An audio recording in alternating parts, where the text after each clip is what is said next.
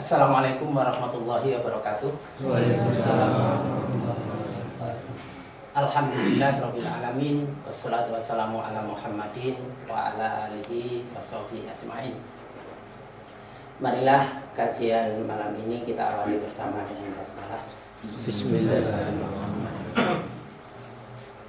Sebenarnya malam ini kehadiran saya sangat diharap untuk mendampingi Pak Fahmi Basar yang dikenal sebagai ahli matematika Al-Quran yang sedang diskusi bersama teman-teman di rumah makan Joglo di Jalan Ijen.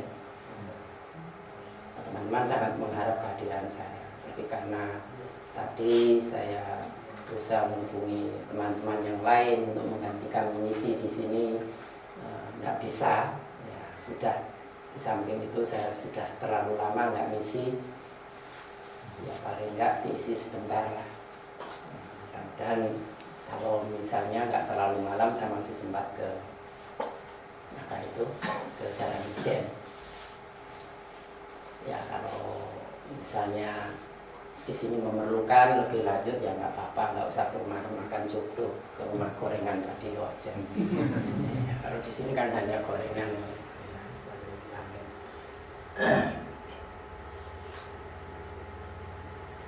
Saya hanya mengajak sedikit menjelaskan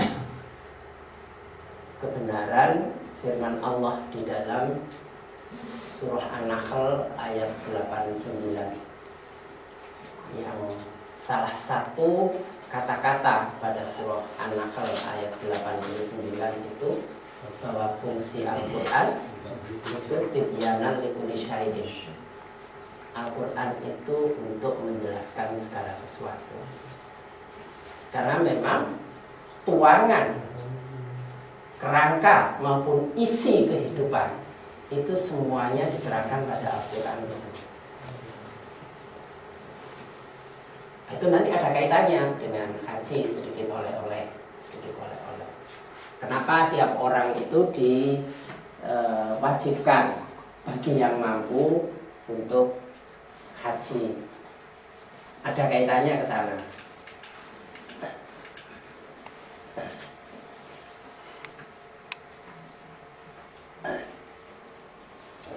Yang perintahnya itu kalau di dalam surah 3 ayat 97 dinyatakan walillahi ala nasi hijjul baiti man istata'a ilaihi sabila, bahwa mengerjakan haji semata-mata karena Allah itu sebagai kewajiban yang diberikan Allah kepada manusia.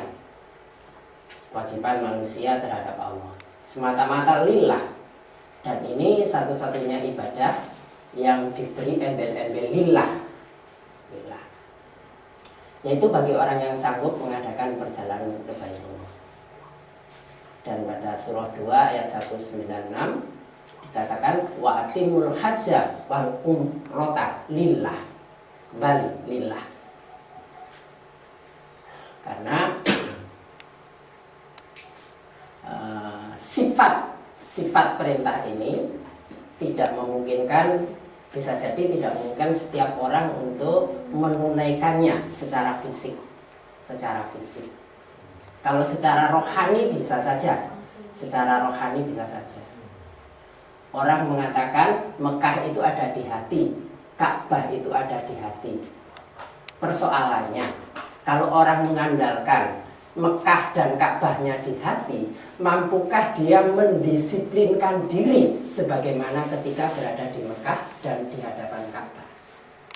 Persoalannya di situ. Misalnya manusia itu bisa mendisiplinkan diri, menciptakan Mekah dan Ka'bah di dalam dirinya, haji itu nggak perlu. Disiplin dirinya itu apa? Begitu masuk Mekah melaksanakan haji, wala rofasa, wala fusuqa, wala jidala, itu bisa dilaksanakan nggak? Menjaga hati dan perilaku sehari-hari untuk tidak berdebat, jidal. Debat itu loh nggak boleh. Bisa nggak menahan diri dari itu? Wala rofasa, bicara-bicara yang kotor, menjurus ke arah porno, bisa mencegah diri dari itu enggak? Wala fusuko, dan berbuat fasik, bisa menjaga diri dari itu atau enggak? Termasuk pengendalian. Kenapa? Karena ketika orang di tanah haram, di tanah Mekah, itu melihat barang temuan, itu saja nggak boleh diambil. Jadi kalau di sini ada dompet geletaan, tahu, kwetok tebel, duitnya penuh, itu dilarang untuk diambil. Ada kalung emas geletaan, sak tumpuk, dilarang untuk mengambil. Orang mengambil itu hanya boleh untuk mengumumkan ini punyanya siapa, tapi untuk dimiliki tidak boleh. Jangankan emas, jangankan uang, ngambil batunya saja nggak boleh. Gowo batu untuk Mekah digowo ke Indonesia itu nggak boleh. Mampu mendisiplinkan diri seperti itu nggak? Gak gelem joko watu kerikil lho gak wani joko. Apa meneh duit, apa meneh emas, bisa mendisiplinkan diri seperti itu enggak? Yang mengagung-agungkan bahwa Ka'bah Mekah itu ada di dalam hatinya. Kalau bisa seperti itu silakan, nggak usah haji, nggak usah latihan mendisiplinkan diri di sana. Nah, persoalannya di situ. Nah, secara fisik ke sana itu dalam rangka pelatihan itu untuk bisa diterapkan menghidupkan Mekah dan Ka'bah di dalam hati. Sekaligus menyocokkan fitrah diri itu di sana. Fitrah diri itu di sana. Ini sedikit penjelasan untuk menjawab kalau ketemu orang yang menyatakan ya apakah perlu pergi ke sana, ngapain ngabis-ngabisin uang, sedangkan Ka'bah dan Mekah itu sudah ada di dalam hati. Secara angka nanti benar ada bahwa Ka'bah Mekah itu ada di dalam hati, ada di dalam hati. Ini mengawali penjelasan.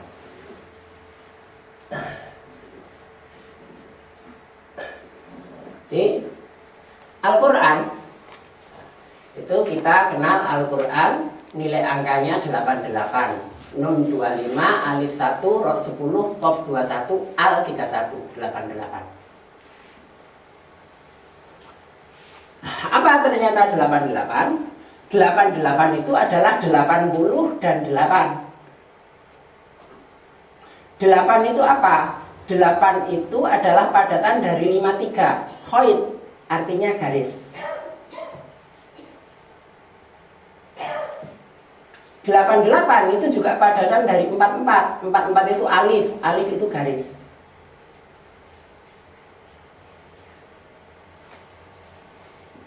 Jadi di sini ada garis, di sini ada garis. Kemudian di sini ada titik. Titik itu adalah zat. Zat itu angkanya 13. Zat. Titik itu zat.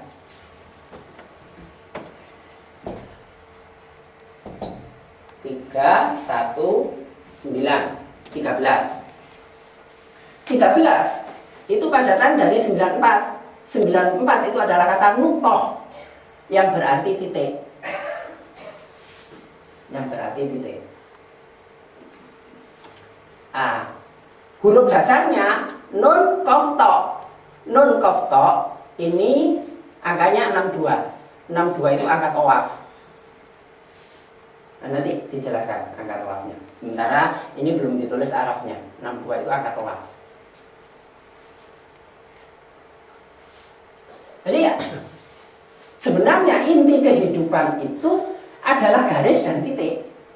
Semesta itu isinya garis dan titik. Kehidupan itu garis titik, rohaniah dan jasadiah. Titik itu bisa di atas garis, titik itu bisa di bawah garis. Ketika titik berada di atas garis itu menjadi nun, ketika titik berada di bawah garis itu menjadi ba.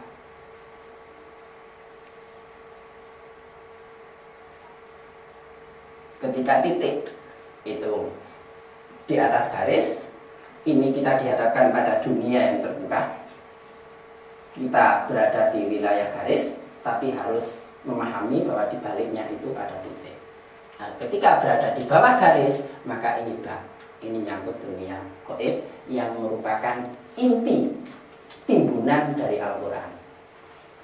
Jadi kalau anak-anak pondokan itu ngapalkan Al-Quran, itu kalau diringkes ada pada Al-Fatihah. Al-Fatihah kalau diringkes itu ada pada Bismillah. Bismillah itu kalau diringkes ada pada huruf ba. Huruf ba kalau diringkes lagi itu pada titiknya ba. Segala sesuatu itu memang berasal dari titik. Dan Allah meletakkan titik. Salah satu titik yang diletakkan adalah titik kesucian di Mekah dan sebagai kiblatnya manusia, yaitu Ka'bah.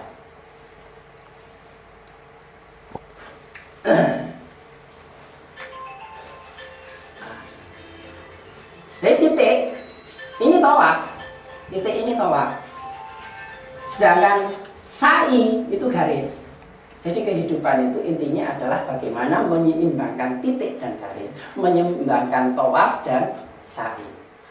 Tawaf itu kegiatan ruhiyah, kegiatan batiniah untuk mendekatkan diri ke Allah, meyakinkan diri, membangun kecintaan ke Allah, kepasrahan diri, keyakinan pada kekuasaan Allah, itu tawaf. Kita pasrah. Walaupun dalam tawaf itu bisa dekat, bisa jauh. Tidak selamanya orang itu bisa meripit Ka'bah terus dekat dengan wilayah kerajaan Allah. Kadang-kadang kegeser-geser orang lain menjadi jauh. Begitulah kita dengan Allah itu kadang jauh, kadang dekat. Tidak selamanya kita bisa menyentuh Ka'bah. Tidak selamanya kita bisa mencium, menyentuh Hajar Aswad. Tapi ketika jauh, ketika ada ikatan batin, hablum minallah, maka lambian tangan sudah cukup sebagai isyarat membangun perjanjian baru dengan Allah. Itu ketika tawaf. Jadi membangun kecintaan, keyakinan dan perjanjian, keyakinan pada kekuasaan Allah, kita itu milik Allah, itu terbangun. Terus melaksanakan kehidupan nyata melalui sa'i. Sa'i itu kehidupan yang Allah menyerahkan pada usaha kita, pada ikhtiar kita. Tetapi diingatkan bahwa manusia tetap lemah. Tetap lemah. Diserahkan pada kita usaha ikhtiar melalui sa'i. Yang sa'i itu sebenarnya tawaf juga. Karena dalam surah 2 ayat 158 itu disebutkan ayat tawafa bihima, disebut tawaf juga. Tawaf. Tapi tawaf yang horizontal. Ini untuk membangun garis. Tapi diingatkan di situ lemah. Karena itu setiap berada di puncak bukit, baik Safa maupun Marwah, itu disunahkan untuk berdoa, mohon ke Allah, mohon perlindungan ke Allah, memuji ke Allah dan meminta ke Allah. Nah, kenapa di puncak bukit? Karena biasanya orang itu ketika di puncak itu biasanya lari. Nah, pas ndek isor no biasa wiling nang Allah. Mari dipecah, rezeki seret, sedang sakit, orderan kurang, wis sujute itu suwe, nangis. Tapi pas di puncak itu sering lalai. Karena itu setiap berada di puncak bukit itu diingatkan untuk kembali mengingat tawaf menghadap Ka'bah. Bahwa awalnya itu kamu dari tawaf, dari titik, membangun kecintaan, keyakinan kepada Allah, berdoa mohon ke Allah, kemudian turun lagi melaksanakan kehidupan sehari-hari pada proses sa'i.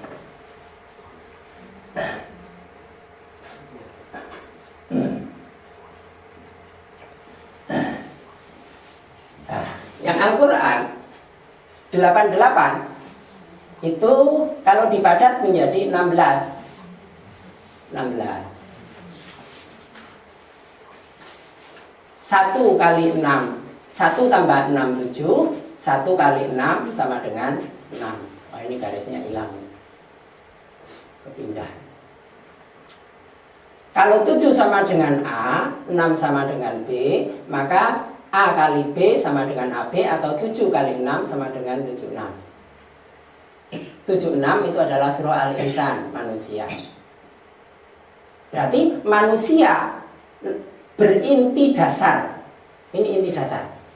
16 itu tok inti dasar. Berinti dasar Quran. Nah, sedangkan Quran tadi Intinya apa? Garis dan titik. Manusia itu berisi garis dan titik. Titiknya itu roh, rohaniah. Garisnya itu jasadiah. Maka tidak bisa lepas dari itu. Manusia tidak bisa lepas dari Quran. Karena hubungannya seperti ini. Manusia itu adalah inti dasar Quran. Dan inti dasarnya itu terutama ini langsung dinyatakan 76 karena 76 itu adalah al-juz, maka inti dasar manusia itu terletak pada juz Al-Quran masing-masing. Itu kaitannya nanti kalau dibahas lanjut dikaitkan dengan juz. Sedangkan inti dasar itu diterangkan pada sini, haji itu 16. Jadi syariah haji itu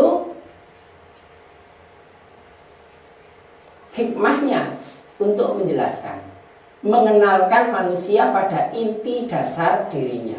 Karena itu ada Arafah. Arafah itu dari mengenal.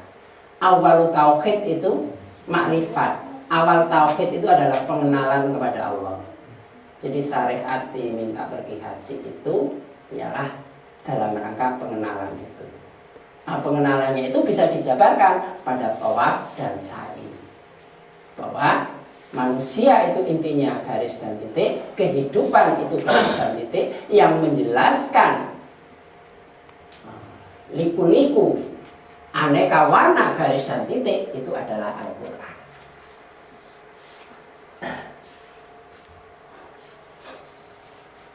(16) itu adalah huruf ta.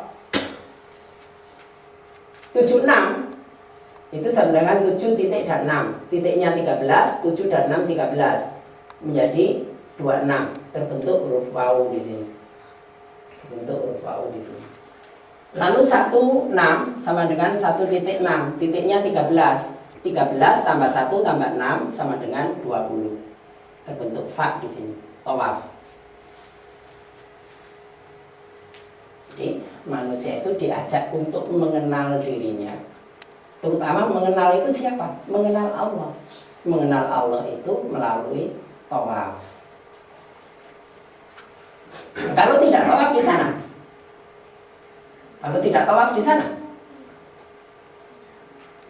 tawaf di tempat masing-masing.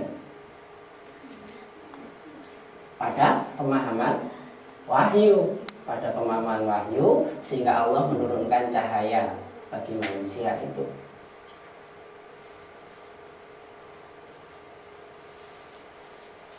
Mengikatkan diri pada satu titik, yaitu keesaan Allah. Intinya ke sana. Jadi tawaf itu hanya proses latihan saja, perjalanan. Kalau bisa orang tanpa tawaf langsung sudah sampai pada titik Allah, sudah selesai. Nah, kita sholat, kita zakat, kita puasa, semuanya itu proses sampai pada satu titik Allah. Jadi tawaf ini aspek ruhiyah, sifatnya qalbiyah. Jadi tawaf itu secara fisik di sana mengelilingi Ka'bah, tapi yang penting itu sesungguhnya adalah tawaf di dalam hati. Tawaf di dalam hati untuk mengenal satu titik, karena 46 ini satu titik. Jadi satu titik di dalam hati. Sudah tawaf di sana nggak mengenal satu titik di dalam hati, itu ya sia-sia sebenarnya. Ini sia-sia. Atau belum sempurna, tidak dikatakan sia-sia, belum sempurna. Karena intinya haji itu untuk bertemu Allah. Sudah diundang, sudah sampai di rumahnya mau nggak bertemu Allah, itu namanya nggak sempurna. Sudah diundang, masuk ke gedung, masuk ke wilayah, tapi nggak ketemu tuan rumahnya, gimana? Bisa nggak terjadi? Bisa saja. Orang diundang manten, datang ke manten itu kan karena diundang. Tapi ya jadi nggak ketemu dengan yang undang. Karena pas datang yang undang lagi mandi, gitu. Ya, lagi ganti baju, akhirnya nggak ketemu. Jadi ada orang datang ke tempat pengundang, tapi ternyata nggak ketemu dengan yang undang, itu ada. Makanya kalau memang sudah mengiktikadkan diri, meniatkan diri, berazam untuk memenuhi panggilan Allah itu perlu persiapan yang benar-benar matang, sehingga pantas dan tahu jalan untuk ketemu Allah supaya lebih sempurna.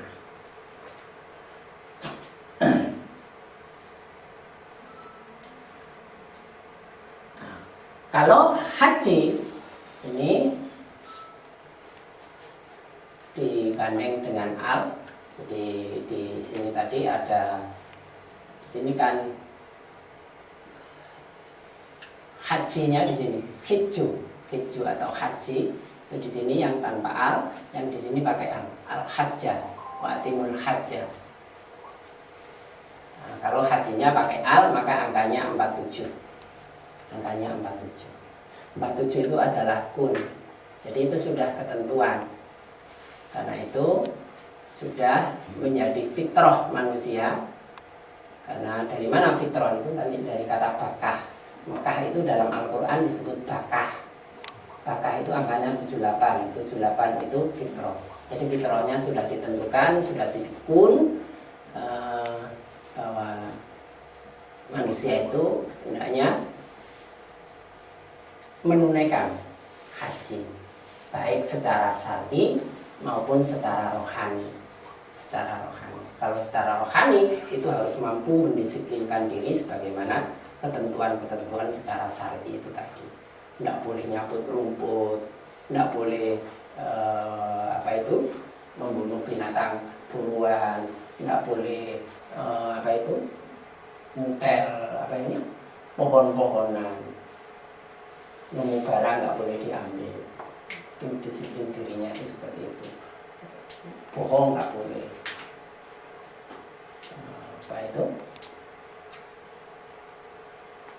Yang di sana itu sering orang mengalami balasan itu kontan, baik berbuat kebaikan maupun berbuat keburukan.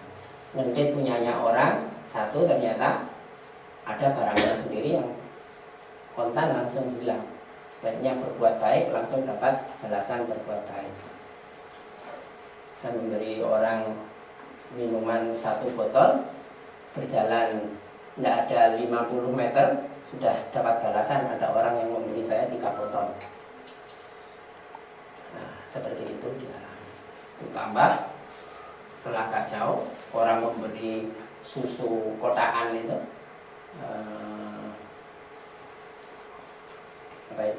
satu dus besar itu isinya 6 kali 4 berarti berapa? 24. Nah, rasanya langsung meskipun akhirnya ya nggak diambil semua, paling diambil 6 saja, 1 kotak isi 6. Karena kalau dibawa semua berat, karena menempuh perjalanan itu banyak bawaan, itu berat. Tapi kalau bawaannya sedikit itu akan lebih ringan. Cermin 47 itu 74 itu adalah Ka'bah. Kata Ka'bah itu ada di surah 5 ayat 97. Di sini pakai al, jumlahnya 105. Tapi Ka'bahnya sendiri itu 74.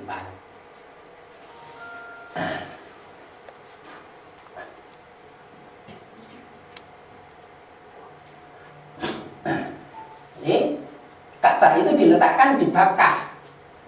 Kata Bakkah itu ada di surah berapa ya? Surah 3 ayat 96. Surah 3 ayat 96 atau ayat 97. Di Bakkah. Jadi Mekah itu disebut Bakkah. Bakkah itu angkanya 78. Angkanya 78. Oh, ini ada surah 3 ayat 96 ya. Bakkah. Dia Allah menjadikan suci, menetapkan suci, haromaha. Dia mensucikan, mengharamkan. Artinya haroma itu mengharamkan, menghormati, memuliakan. Dia memuliakan, mensucikan, memberikan martabat yang tinggi pada Bakkah, yaitu Mekah. Angkanya 78. Nah, tempat kan sama saja. Iya, tempat sama saja. Tanahnya sama saja. Batunya sama saja, pohonnya sama saja. Tapi Allah sudah menetapkan bahwa wilayah Bakkah, wilayah Mekah itu sebagai daerah yang dia sucikan. Dia sucikan sebagai tanah suci. yaitu Mekah, yang di dalamnya ada Ka'bah, sebagai kiblat, Jadi yang perlu difahami bahwa Ka'bah itu hanya sebagai kiblat, sebagai simbolisasi untuk pertemuan manusia dengan Allah. Walaupun prakteknya itu banyak orang sekarang ini yang memberhalakan Ka'bah. Tampak dari perilaku apa? Kalau sudah nangis-nangis, terus seluruh dinding Ka'bah dipegangi, dilapi, tampak perlakuannya itu seperti perlakuan terhadap berhala. Jadi memberhalakan Ka'bah. Padahal harusnya yang diibadahi itu bukan Ka'bah, tapi dia nangis-nangis di Ka'bah situ. Termasuk pada makom Ibrahim, perilaku orang masih banyak seperti itu. Nah, sifat Ka'bah sebagai kiblat itu untuk segenap penjuru. Karena itu dengan dinding 4, dengan sudut 4, itu mencakup semua penjuru. Yang sholat berada di dinding mana saja, di sudut mana saja, boleh, tidak ada perbedaan. Nah, sebagai kiblat segenap penjuru untuk apa? Untuk pertemuan. Untuk pertemuan. Liibatina, bagi hamba-hamba kami dengan Allah Ta'ala, Allah yang Maha Tinggi. 74. Jadi Allah 74 atau Ta'ala itu juga 74. Jadikan satu. Jadi Ta'ala itu hanya penjelasannya saja. Allah yang Maha Tinggi. Nah, karena itu sebagai hamba kami, sifat hadir ke wilayah Bakkah yang di dalamnya ada Ka'bah itu harus merendahkan diri. Tetapi masih banyak ditemui orang yang masih membawa kesombongan ketika berada di sekitar Ka'bah. Yang membawa kesombongan itu biasanya orang yang merasa punya kekuatan atau rombongan besar. Kamu raja. Ya. Kalau saya merasakan ketika saya tawaf, yang paling aman itu kan ikut orang yang besar. Ketika istri saya tuntun untuk mengikuti seorang ibu yang besar itu, nggak tahunya ternyata ibu ini gandol pada suaminya. Ternyata suaminya itu pemimpin rombongan dari Turki, yang mereka satu grup. Asistennya marah-marah, "This is group, move." Tapi yang lainnya belani, grup haram. Tapi untuk tidak menimbulkan jidal, ya sudah, saya ngalah aja, nggak apa-apa, saya minggir. Tapi itu sudah menunjukkan kesombongan di situ. Ketika saya mengambil tarbiyah, jadi kalau Indonesia itu umumnya tanggal 8 itu langsung pergi ke Arafah, langsung nginep di Arafah. Walaupun wukufnya itu masih besok siang, tapi malam sebelumnya itu sudah nginep. Indonesia mereka itu, tapi negara-negara lain umumnya tarbiyah dulu, pergi ke Mina dulu, nginap di Mina. Mina itu artinya kecintaan, keyakinan. Tarbiyah itu artinya menyiapkan perbekalan. Kalau dulu Nabi perbekalannya itu adalah menyiapkan air, tapi sebenarnya kan bukan semata-mata air, tapi perbekalan rohani. Perbekalan rohani itu juga perlu. Nah, kalau sekarang air itu sudah instalasi Mina Arafah itu setiap 50 meter atau 100 meter itu sudah ada keran-keran untuk air. Jadi nggak usah mencemaskan soal perbekalan air, tapi perbekalan rohaninya itu untuk membangun cinta dan keyakinan.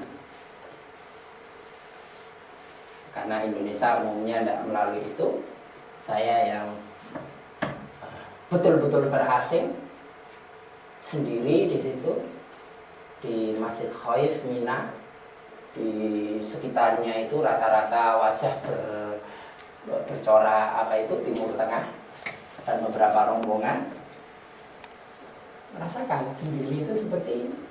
Nggak ada yang belani, nggak punya pembela. Kalau misalnya itu dimaksar, itu harus bertanggung jawab sendiri. Terus ketemu orang-orang yang berkelompok. Yang kelompok itu biasanya yaitu menunjukkan arogansinya. Kan sendiri itu suruh minggir-minggir, apalagi kelihatan wajah Indonesia. Nah, itu kesombongan yang ditumbuhkan. Orang-orang Turki dalam kehidupan sehari-hari, mereka merasa dia membuat peraturan bahwa tiga orang Turki yang menggunakan fasilitas itu sebanding dengan orang Indonesia satu. Karena Turki pernah menjajah Arab, wilayah Arab itu semuanya adalah bekas jajahan Turki. Jadi ketinggian hati, kesombongannya itu masih tampak ada. Jadi mereka lebih berhak menggunakan fasilitas lebih banyak daripada orang yang lain. Menetapkan peraturan. Jadi kalau masuk lift, orang Turki 3, orang Indonesia itu yang punya hak hanya 1. Itu kan orang-orang yang belum bisa meninggalkan kesombongan semacam itu masih ada. Padahal mestinya di sini itu harus merendahkan diri karena berhadapan dengan Allah yang Maha Tinggi. Ya kalau itu masih ada, ya sebenarnya belum sempurna ibadahnya. Jadi memang menghancurkan kesombongan itu untuk supaya merasa diri itu sebagai hamba yang benar. Nah, ini bangun melalui tawaf. Tawaf itu nanti untuk persiapan sa'i.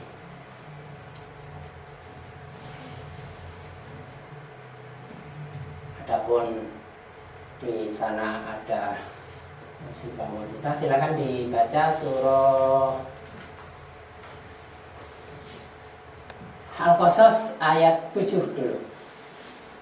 Al-Qasas ayat 7 dan ayat 8.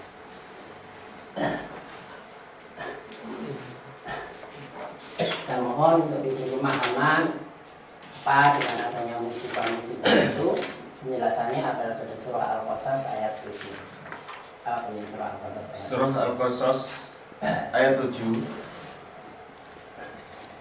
Dan kami ilhamkan kepada ibu Musa, susuilah dia, dan apabila kamu khawatir terhadapnya, maka jatuhkanlah dia ke dalam sungai Nil.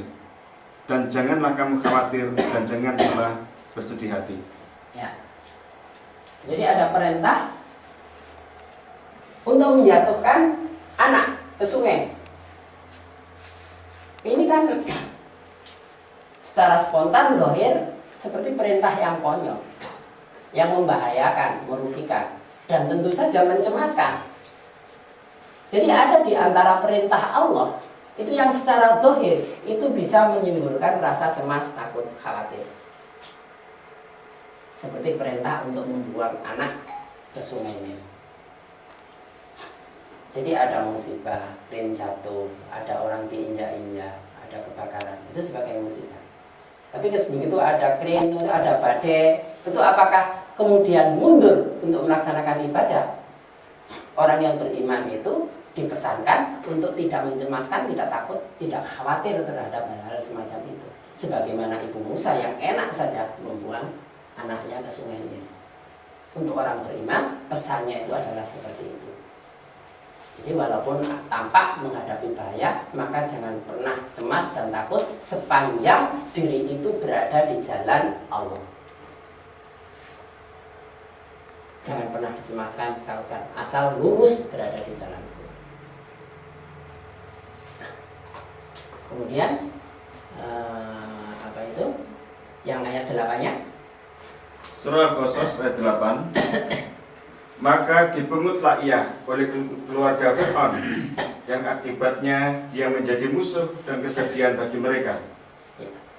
Sedangkan pada orang kafir itu bisa saja dia akan merasa memperoleh nikmat, mendapatkan sesuatu yang dia kira menguntungkan dirinya, padahal bisa menjadi sumber kesedihan, malapetaka, dan bahkan musuh bagi dirinya. Nah, itu sebagai azab. Jadi bagi orang yang beriman itu adalah bayangan-bayangan yang menakutkan, musibah itu bayangan-bayangan, tetapi dilarang untuk takut. Sedangkan bagi orang kafir itu memang hukuman untuk mereka.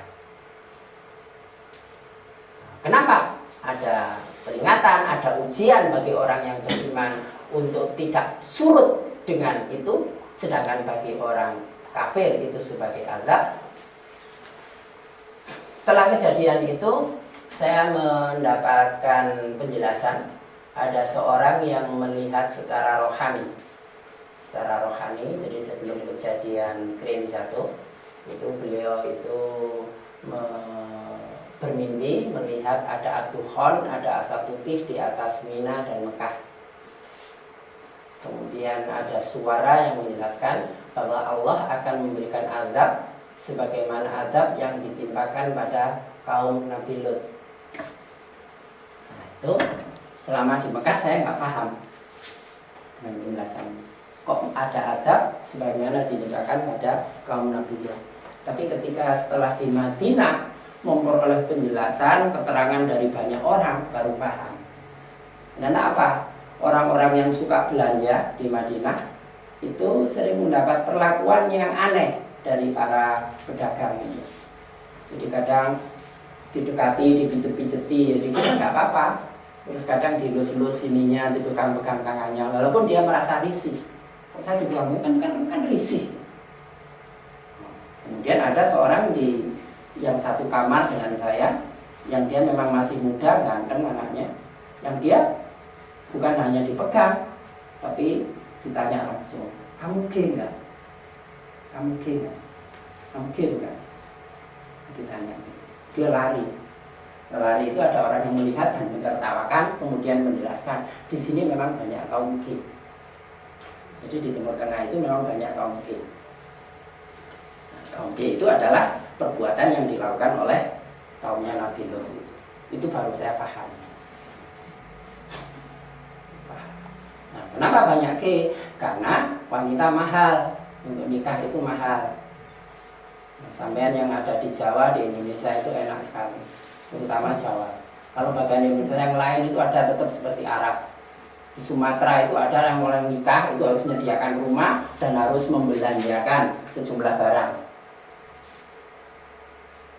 Itu temannya Mas Kianto nikah dengan salah satu orang di wilayah Sumatera sana, nggak punya uang, akhirnya apa? Ya pakai uang mertuanya, calon mertuanya.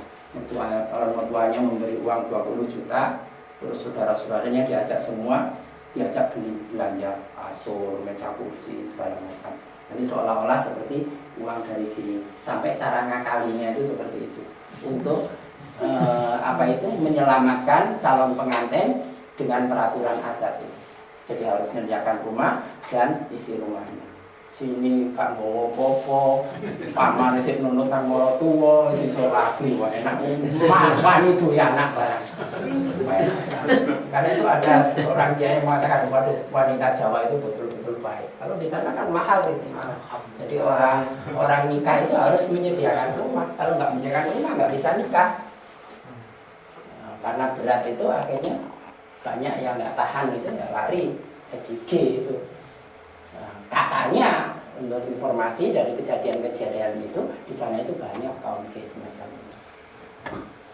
Banyak. Baru sambung penjelasan seorang yang melihat dari mimpi rohaniahnya itu bahwa ada adab sebagaimana yang ditimpakan pada kaum Nabi. Di sana itu ya nggak semuanya orang baik, orang yang berbuat jahat itu juga ada saja. Orang yang minta-minta dengan cara menipu itu juga ada, nangis-nangis. Karena ada pengalaman, seorang tahun lalu pergi ke Mekah, ketemu seorang yang nangis-nangis bahwa kehilangan uang, kehilangan bekal. Tahun berikutnya dia datang lagi ke Mekah, ternyata ketemu orang itu lagi, ya nangis-nangis seperti itu lagi. Oh, gak benar. Ada yang seperti itu. Nah, itu kenapa bahwa pada dari awal sudah dinyatakan bahwa nanti ada orang yang pergi haji itu untuk tujuan rekreasi, ada pergi haji untuk tujuan mengemis, ada pergi haji untuk tujuan dagang. Itu kan penyimpangan-penyimpangan dari tujuan ibadah yang sebenarnya. Dari awal sudah diterangkan oleh Allah semacam itu. Nah, ini sedikit penjelasan, terutama saya yang lebih banyak itu memang pada sa'i. Saya minta banyak penjelasan apa sesungguhnya sa'i. Jadi perjuangan hidup itu ada pada sa'i itu. Kan itu sa'i tadi itu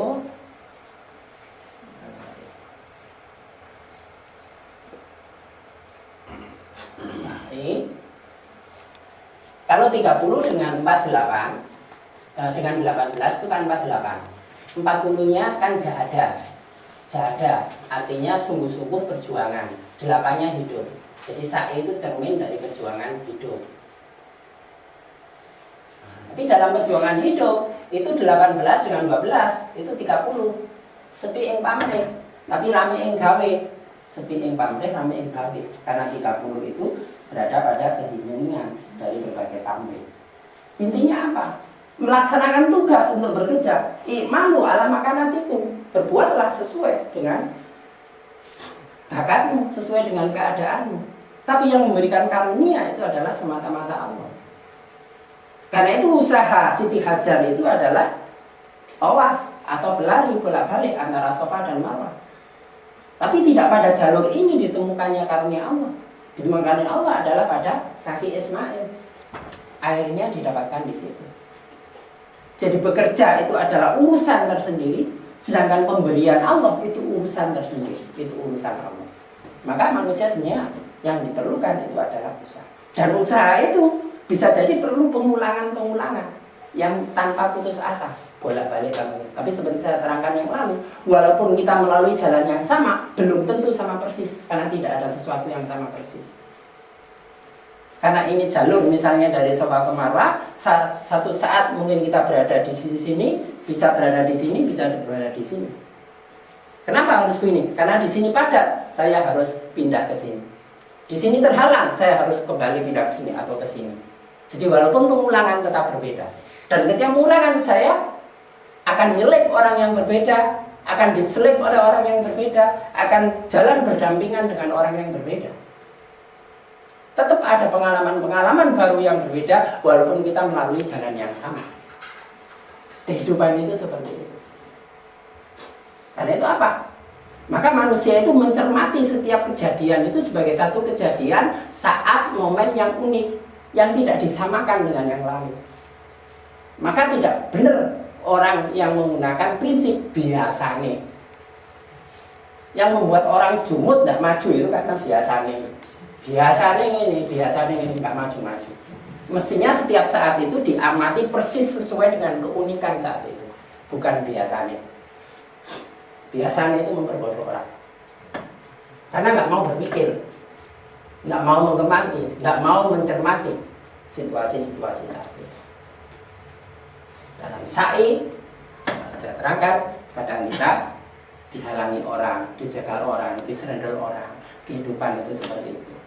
Tapi ingatlah, satu saat mungkin kita sengaja atau tidak sengaja juga nyerendel orang, juga membuat kakinya orang terjegal. Kita juga seperti itu, sepodo ae. Jadi lek ojo gampang terus ndelok eleke wong, terus lali eleke dhewe. Tapi bisa jadi karena terbiasa elek, ya eleke gak kerasa. Eleke gak kerasa. Wong biasa omong nyelkit terus kan gak ngomong sing nyelkit to. Iya, sing krasa wong liya. Awake dhewe gak kerasa. Aku nyakiti opo, aku nyelkiti opo. Saat itu di situ. Dan ada saat ketika di puncak, ingatlah bahwa kamu sebenarnya lemah. Tetap berdoa ke Allah.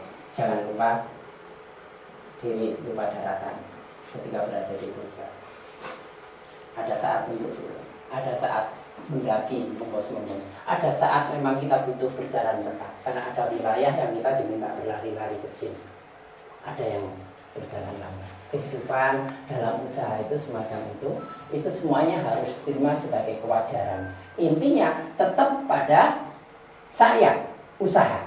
Jadi yang dibutuhkan pada manusia itu setelah ikrar ke Allah, berjanji dengan Allah, meyakini kekuasaan Allah, dilanjutkan dengan usaha. Tapi usaha itu adalah melaksanakan perintah Allah, usahanya. Sedangkan karunianya itu semata pemberian Allah. Jadi kalau kita berhasil, jangan menganggap itu karena usaha kita.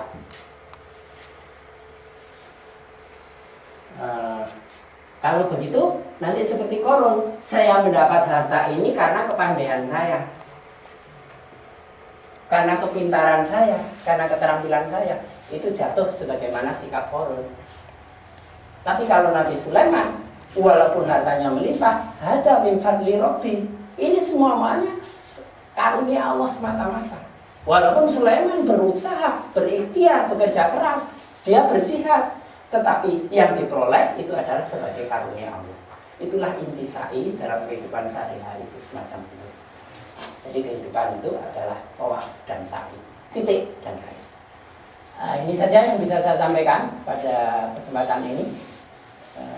Dan saya tidak tahu, saya akan telepon ke Jalan Ijen, masih memungkinkan untuk bisa terlibat dalam dialog dengan Pak Fahmi Basa atau enggak.